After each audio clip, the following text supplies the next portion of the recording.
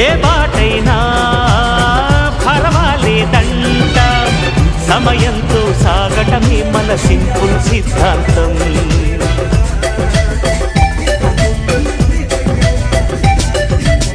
చిరుగాలికి పరిమళమిచ్చి సిరిమల్లెల వనమై ఉందాం, గగనాన్ని నేలను కలిపి హరివిల్లుల వంతెన అవుదాం.